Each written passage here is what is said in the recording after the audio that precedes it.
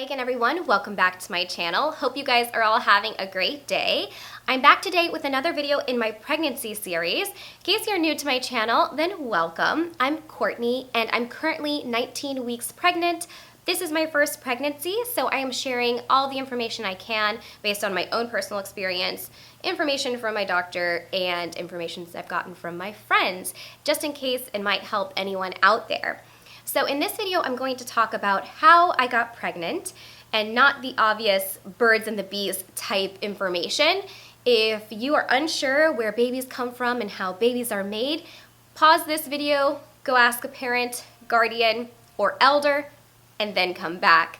But if you are thinking about conception or having a baby in the next couple years, 6 months, or you're just trying to kind of figure out your body and your cycle a bit more, then this video might be helpful for you.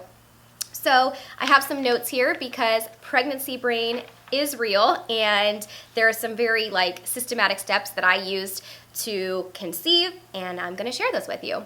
So the first thing that I did was visit my OBGYN, my gynecologist, not my OB, sorry, my gynecologist, and also my general doctor, and I told them about our plans to start a family.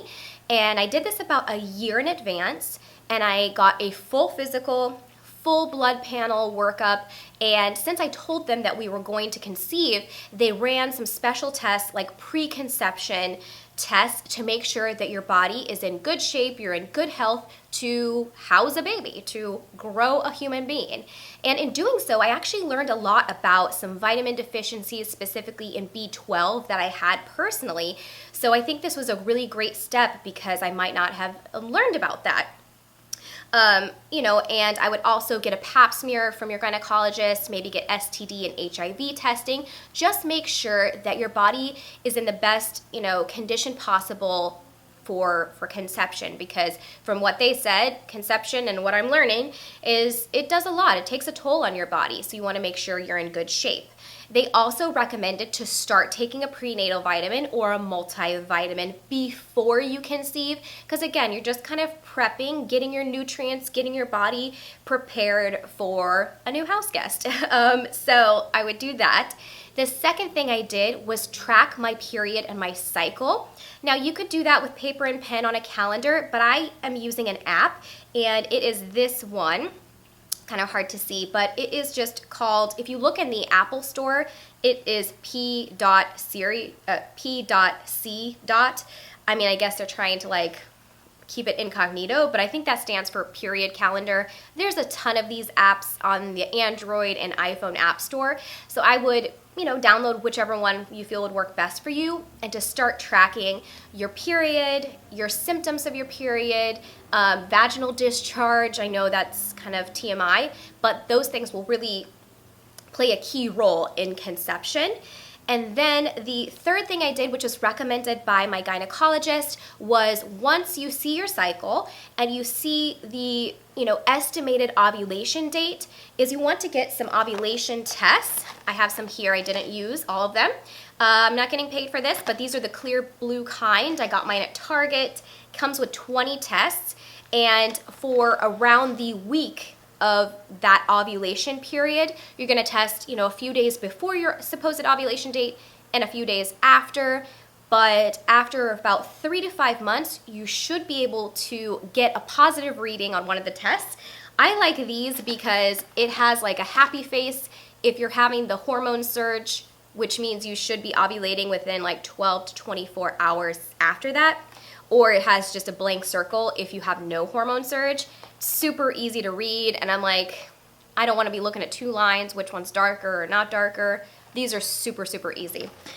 So after about 3 to 5 months of doing this, you should have a clear date of when you have that hormone surge, when you should be ovulating. If you do all of this, and after that kind of 3 to 6 months, you don't have a clear ovulation date, then I would check back in with your gynecologist and let her know or him know the progress so they can give you the best medical advice moving forward. When I did this, I was able to get a very good, clear date of my ovulation, so we knew when to try to conceive, basically when to have sex. That's that's what that is.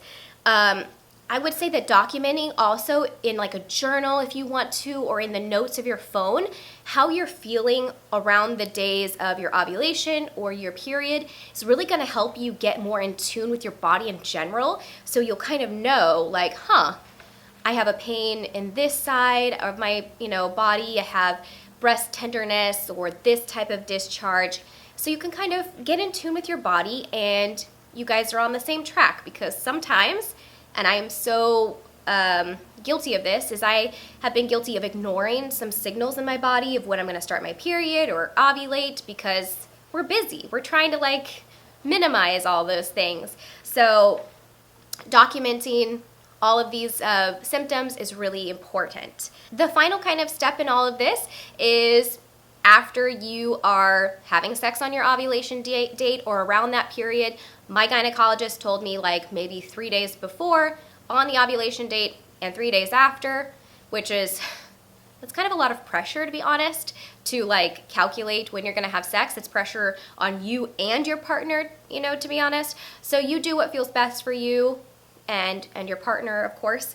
But once you do that, then the next step is to take a pregnancy test. I found these to be really good. Again, this is not paid. This is the first response. It can tell you 6 days sooner than your missed period, but it has the yes, no type of answer, which I find is a lot easier than, again, the lines. And I have 2 tests in here, and I think one I didn't use because the last one I took because once I found out I was pregnant, I decided to take like one more test just to be sure. So I have one left over. But yeah, those are the steps I followed, and it took me a solid 1.5 years, honestly, to conceive. From the moment that I started doing the physicals, started tracking my cycle, started really getting in tune with my body, to the date that we conceived and when I found out I was pregnant was about 1.5 years. So it's okay. It might not be an immediate thing. You might get pregnant right away, but this is kind of what worked for me, and that was that timeline. If at any point you notice that you're not having a period, you never get that ovulation positive test, definitely call your doctor, let them know what's going on so that they can help you and they can advise you for the next steps forward.